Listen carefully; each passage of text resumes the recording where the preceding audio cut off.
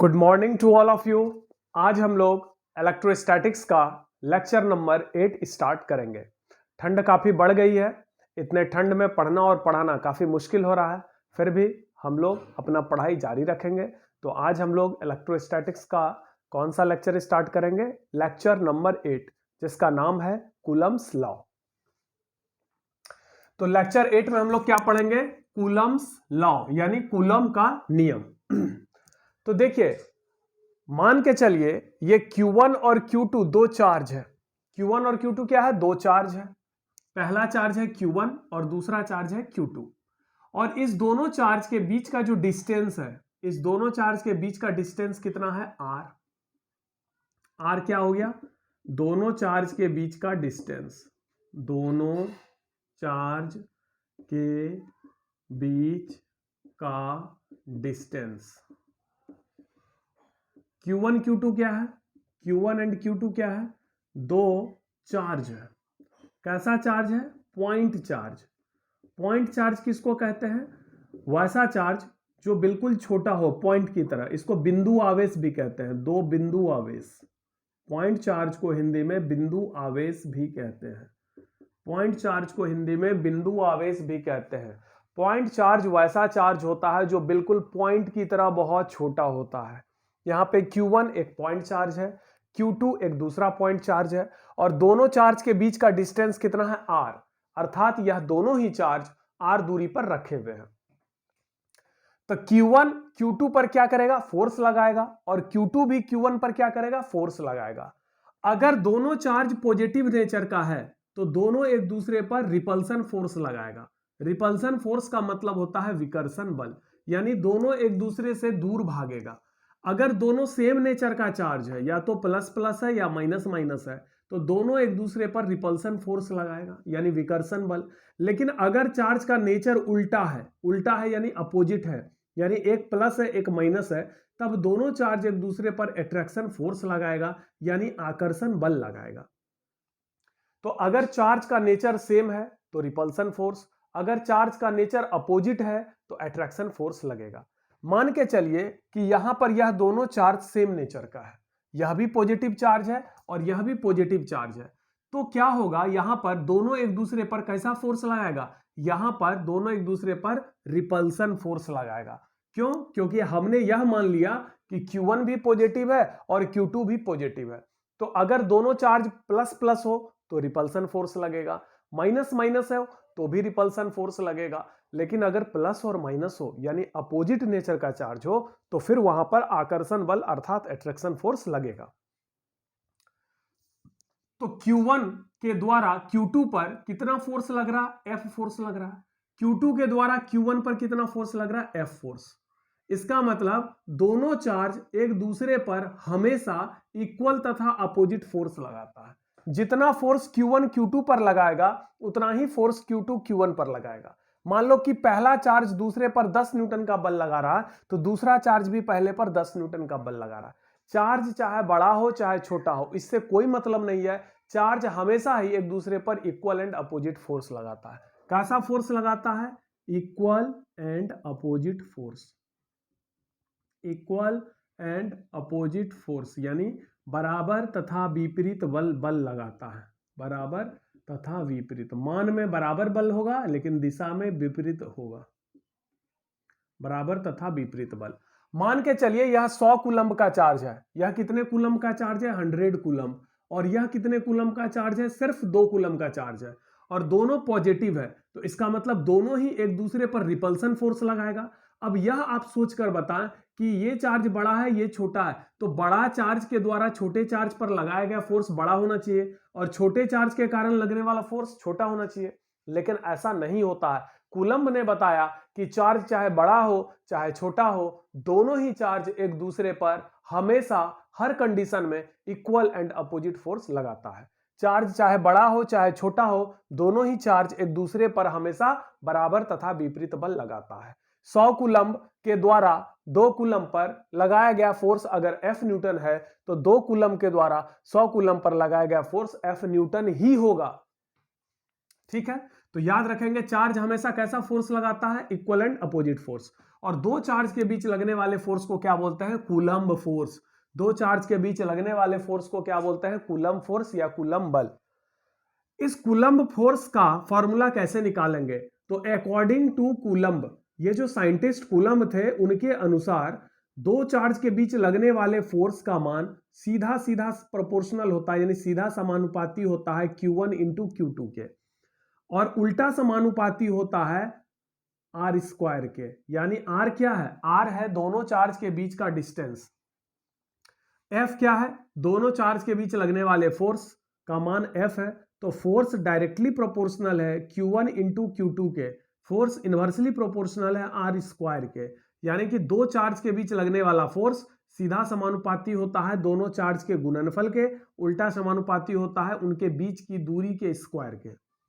दो चार्ज के बीच लगने वाला फोर्स डायरेक्टली प्रोपोर्शनल है दोनों चार्ज के प्रोडक्ट के, यानी गुणनफल के, यानी Q1 इंटू Q2 के, और उसके बीच का जो भी डिस्टेंस है R उसके स्क्वायर के उल्टा समानुपाती है। The force acting between two charges is directly proportional to the product of two charges and inversely proportional to the square of the distance between two charges. तो दोनों को अगर हम मिला दें तो F प्रोपोर्शनल हो गया Q1 into Q2 into 1 by R square, यानी Q1 Q2 by R square, ऐसा हो गया। इसको मिलाने से ये क्वेश्चन बनेगा। अब हम समानुपाती को हटा करके बराबर देंगे और एक कांस्टेंट देंगे। तो F समानुपाती को हटा के मैंने बराबर दिया, इक्वल टू दिया, और यहां पर एक कांस्टेंट यूज मैंने किया है 1/4 पाई एप्सिलॉन नॉट इंटू बाकी तो Q1 Q2 by R square. तो यही हो गया कूलम्ब फोर्स का फॉर्मूला। कूलम्ब फोर्स का फॉर्मूला क्या होता है, F equal to 1/4 pi epsilon nought, 1/4 pi epsilon nought Q1 Q2 by R square. इसको हम क्या पढ़ते हैं, इसको पढ़ते हैं एप्सिलॉन नॉट, एप्सिलॉन नॉट, इसको हम पढ़ते हैं एप्सिलॉन नॉट। क्या पढ़ते हैं, epsilon not. Epsilon not, epsilon nought का मतलब होता है परमिटिविटी ऑफ एयर और वैक्यूम। एयर का मतलब हो गया हवा, वैक्यूम का मतलब हो गया निर्वात। निर्वात का मतलब जहां पर हवा भी ना हो उस जगह को निर्वात कहते हैं। जिस जगह पर बिल्कुल कुछ नहीं हो, हवा भी ना हो, कोई माध्यम ना हो, उसको निर्वात कहते हैं। और निर्वात भी एक माध्यम है। तो हवा या निर्वात, एयर को हवा, वैक्यूम को निर्वात। तो हवा या निर्वात की पारगम्यता, पारगम्यता नहीं होगा, इसका हिंदी में इसको कहते हैं परावैद्युतांक। क्या बोलते हैं, परावैद्युतांक।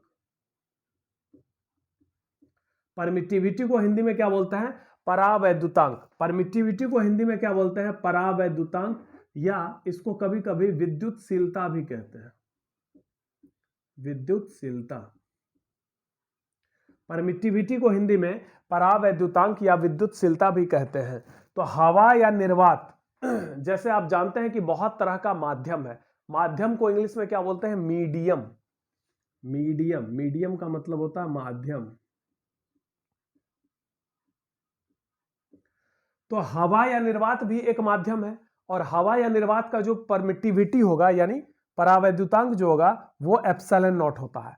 पानी का परावैद्युतांक क्या होगा, पानी का परावैद्युतांक, पानी का परावैद्युतांक यानी परमिटिविटी ऑफ वाटर, ये हो जाएगा एप्सिलॉन डब्ल्यू, डब्ल्यू माने वाटर।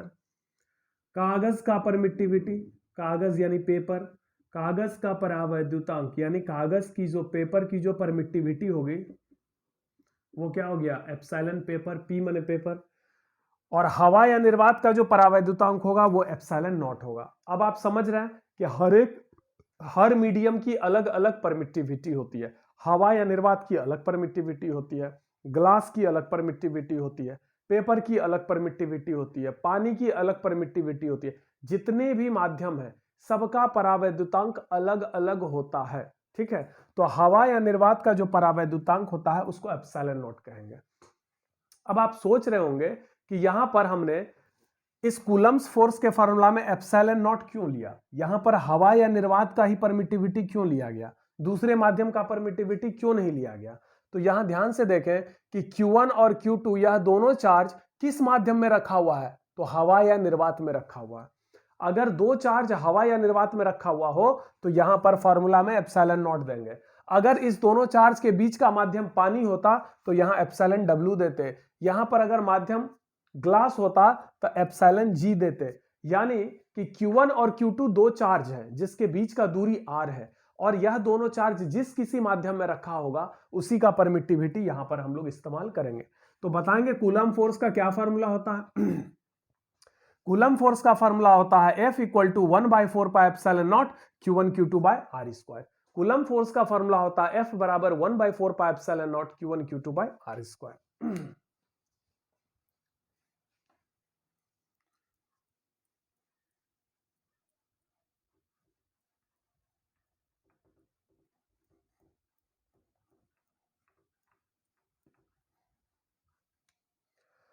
अब देखेंगे 1/4 पाई एप्सिलॉन नॉट इसका वैल्यू क्या होता है। तो 1/4 पाई एप्सिलॉन नॉट का वैल्यू होता है 9 इंटू 10 पर पावर 9, 9 इंटू 10 पर पावर 9 न्यूटन मीटर स्क्वायर पर कूलम्ब स्क्वायर।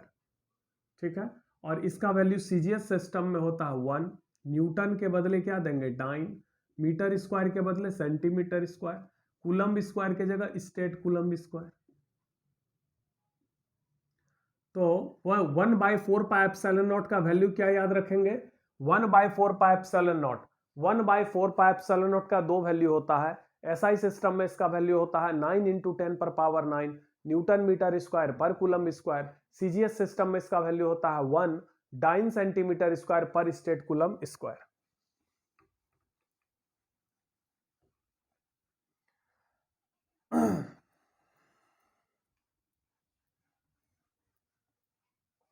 अब सबसे पहले ये देखिए कि 1/4 पाई एप्सिलॉन नॉट इसको अगर इधर रखें और इस सारे टर्म को हम इधर ले आए तो फॉर्मूला क्या बनेगा, ये आर स्क्वायर डिवाइड में इधर मल्टीप्लाई में आएगा तो आ जाएगा F R square. Q1 Q2 ऊपर में है, किधर जाएगा नीचे जाएगा Q1 Q2, इधर क्या बचेगा 1/4 पाई एप्सिलॉन नॉट। अब मान के चलो इसका ऐसा यूनिट निकालना है तो इस सब का ऐसा यूनिट रखना होगा, सारे का ऐसा यूनिट रखो। फोर्स का ऐसा यूनिट न्यूटन, ये डिस्टेंस का स्क्वायर है यानी लेंथ का स्क्वायर मीटर स्क्वायर, और ये दोनों चार्ज है, चार्ज का ऐसा यूनिट होता है कूलम गुना कूलम यानी कूलम स्क्वायर। तो बताइए 1/4 पाई एप्सिलॉन नॉट इसका एसआई मात्रक क्या निकल गया, इसका एसआई मात्रक निकल गया न्यूटन मीटर स्क्वायर पर कूलम स्क्वायर, और इसका सीजीएस मात्रक होगा न्यूटन के बदले डाइन होगा, मीटर के बदले सेंटीमीटर और कूलम के बदले स्टैट कूलम। ठीक है, अब हम आपको यह प्रूफ करते हैं कि इसका वैल्यू 9 इंटू 10 पर पावर 9 से 1 कैसे हो गया। तो यहां पर देखें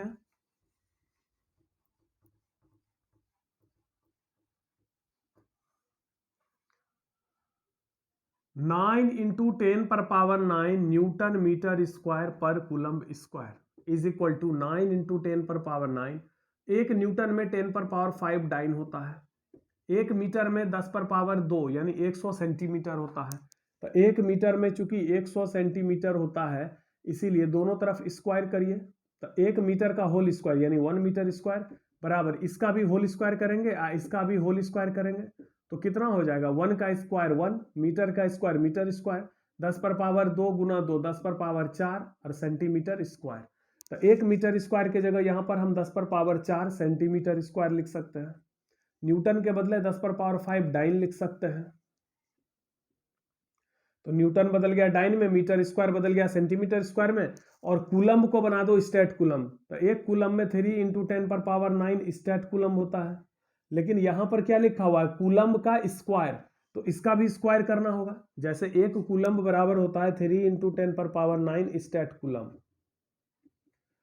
अगर हम दोनों तरफ स्क्वायर कर दें तो क्या मिलेगा, 1 का स्क्वायर 1, कूलम का स्क्वायर कूलम स्क्वायर, तो 1 कूलम स्क्वायर बराबर मिलेगा 3 का स्क्वायर 9 और 10 पर power 9 into 2 18 statcoulomb square हो जाएगा।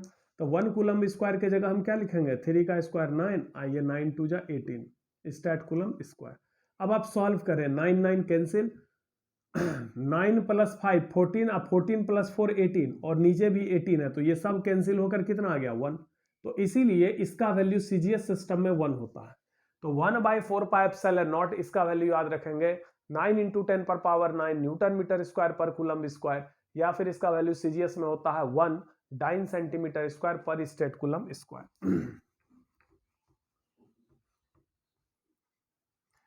अब हम देखते हैं एप्सिलॉन नॉट का वैल्यू क्या होता है। एप्सिलॉन नॉट का वैल्यू होता है 1/36 पाई इंटू 10 पर पावर 9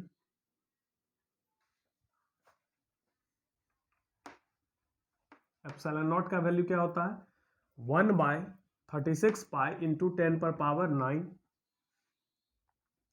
कूलम्ब स्क्वायर पर न्यूटन मीटर स्क्वायर, या इसका वैल्यू होता है 8.85 into 10⁻⁻12 coulomb square by newton metre square. काफी इंपॉर्टेंट वैल्यू है, इसको याद रखेंगे।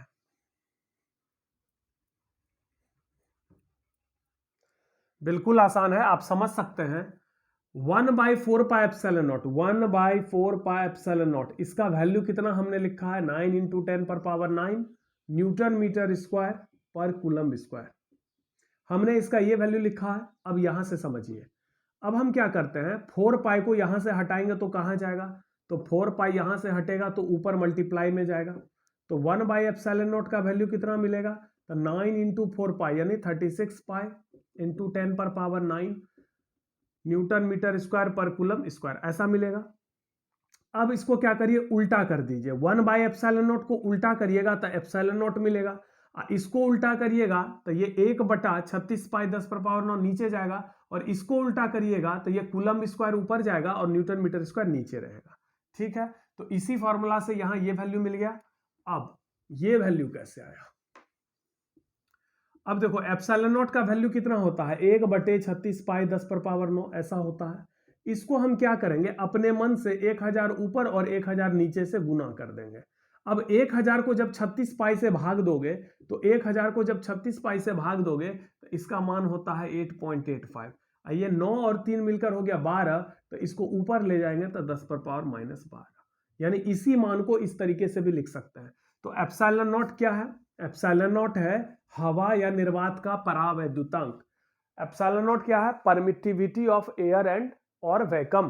तो एयर या वैक्यूम का परमिटिविटी है जिसका ये वैल्यू होता है, इसको याद रखेंगे। हर मीडियम की अलग अलग परमिटिविटी होती है, तो हवा या निर्वात की परमिटिविटी ये होती है। ठीक है,